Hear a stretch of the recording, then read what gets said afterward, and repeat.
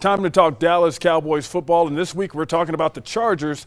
Last week, kind of strange. And to talk about all of this, we bring in Mickey Spagnola. Mickey, I thought it was going to be a tighter game against the San Francisco 49ers.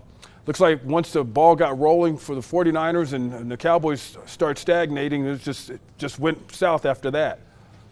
No, you certainly got that right. And, you know, I think we all thought the Cowboys were going to put on a better performance than that. You know, it'd be one thing to lose, but to get beat that bad, the worst loss they've had since 2010, was totally unpredictable. I think it was surprising. Mike McCarthy called it a gut punch, and that's exactly what it was, getting beat 42-10 like that. I think I know the players may not have underestimated that 49ers offense. I think us as people looking on the outside, we may have underestimated how good that offense is. I mean, that thing, it's hard to slow it down. No, I think you're exactly right.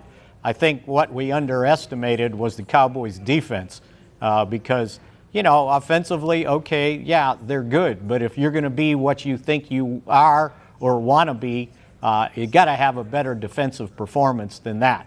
And I know there were turnovers towards the end of the game, but still, that San Francisco offense was rolling. The Cowboys couldn't stop the run consistently, and because of that, they didn't get enough pressure on Brock Purdy, which allowed him to use the entire field, his receiving core. And by the way, the tight end, too, since George Kittle only caught 3 passes, but all 3 were for a touchdown, and the Cowboys weren't even in the area code of covering him. And how's Parsons doing? Michael Parsons didn't look like he may have been slow. I know he had hurt his knee earlier this year. How's he doing physically? Is he 100%? Yeah, I've got the injury report right here, and he's not on it. So I don't think there's much wrong with him other than getting double teamed and nobody else stepping up to make plays. And now it becomes even more complicated with Leighton Vander Esch out with the stinger. It's a serious one, so he's been going to be placed on injured reserve, and he has to miss the next 4 games.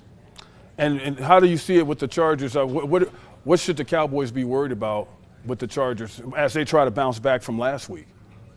Well, the Chargers are the number 5 offense in the league, so it's another good offense. They're getting Austin Eckler back this week. He's missed the last 3 games with a high ankle sprain, so he had an extra week to get right for this game because they were coming off their bye. And they better get pressure on Justin Herbert, because I'll guarantee you Kellen Moore, the Cowboys' former offensive coordinator, now with the Chargers, will have that offense all fired up to play against this Cowboy defense. So pressure on the quarterback, and you better stop the run. And I'm thinking Kellen Moore is probably thinking in a little revenge frame of mind, huh?